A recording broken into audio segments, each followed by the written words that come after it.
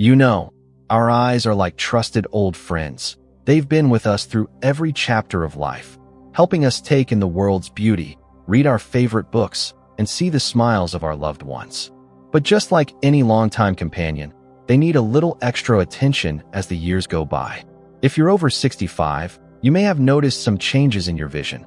Maybe things seem a little fuzzier, or you need more light to read than you used to. Most of the time, that's just a normal part of aging. But here's the thing. Some changes in your eyes aren't just minor annoyances. They can be warning signs of something more serious.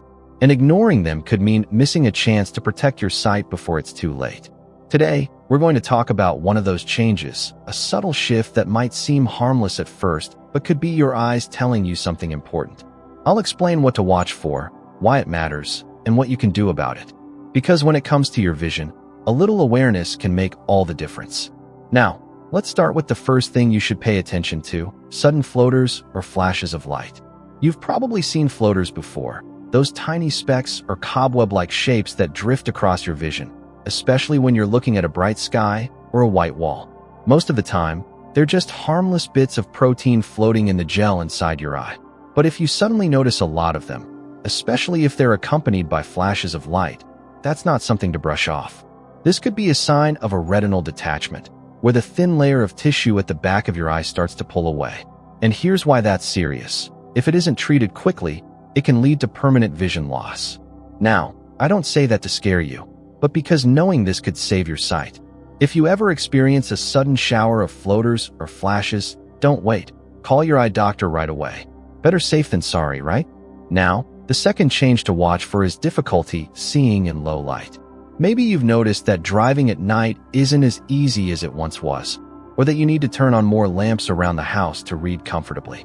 While it's true that our eyes naturally need more light as we age, there's a point where this could signal something more, like cataracts or even age-related macular degeneration, AMD. Cataracts, for example, cloud the lens of your eye, making everything look a little hazy, like you're peering through a foggy window. The good news? Cataract surgery is one of the safest and most common procedures out there, and it can make a world of difference. But if you ignore it too long, it can lead to bigger problems. And then there's AMD, a leading cause of vision loss in older adults. One of the early signs? Struggling to see in dim light or noticing that straight lines, like door frames or telephone wires, start to look wavy. Catching it early means you have more options to slow it down. So what's the takeaway here? If you're squinting more than usual or feeling uneasy in low light, don't just blame it on getting older. Get your eyes checked. Because seeing clearly isn't just about convenience. It's about staying independent and enjoying life to the fullest. Now, let's talk about one more important change: persistent dry or irritated eyes. If you've ever felt like your eyes are constantly gritty, burning, or just tired, you're not alone. Dry eyes are incredibly common as we age. But here's what many people don't realize. It's not always just about needing eye drops. Sometimes, it's a sign that your eyes aren't producing enough tears, or that the tears you do have are evaporating too quickly. And if left unchecked, that dryness can actually damage the surface of your eye over time. But don't worry, we'll dive deeper into why this happens and what you can do about it in just a moment. Now, about those dry, irritated eyes we were just talking about. It's easy to think, oh, it's just a little discomfort, nothing to worry about. But here's what's really happening. As we get older, our bodies produce fewer tears, and the quality of those tears can change, too. You might notice your eyes feeling extra tired after reading, burning when you're in a breezy room, or even watering excessively, which sounds backward, but it's actually your eye's way of overcompensating for dryness. If that sounds familiar, here's what you can do about it. First, try a humidifier in your home, especially in the bedroom. Dry air, whether from heating or air conditioning, can make the problem worse.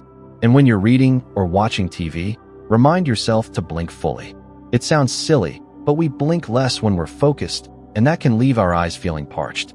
Over-the-counter artificial tears can help, too. Just look for ones that are preservative-free if you're using them more than a few times a day. But, and this is important, if your eyes are consistently red, painful, or sensitive to light, don't just keep reaching for the eye drops. That could be a sign of something like blepharitis, an inflammation of the eyelids, or even an underlying condition like autoimmune disease. Your eye doctor can help figure out the root cause and get you real relief. Now, let's talk about another change that's easy to dismiss but really deserves your attention. A dark or empty spot in the center of your vision. Imagine you're looking at a loved one's face, and suddenly, part of it seems blurry or missing. Or maybe you're reading a book, and the words in the middle of the page just vanish. That's not normal aging. That's a hallmark symptom of age-related macular degeneration, AMD, the leading cause of severe vision loss in people over 60. The macula is the part of your retina responsible for sharp, central vision, the kind you use for recognizing faces, driving, and seeing fine details. When it starts to deteriorate, your brain can't compensate for that loss, which is why early detection is so critical. The good news? There are two types of AMD, dry and wet, and while dry AMD progresses slowly, wet AMD can cause rapid damage. But with regular eye exams and modern treatments like injections or laser therapy, many people preserve their vision for years longer than they would have in the past.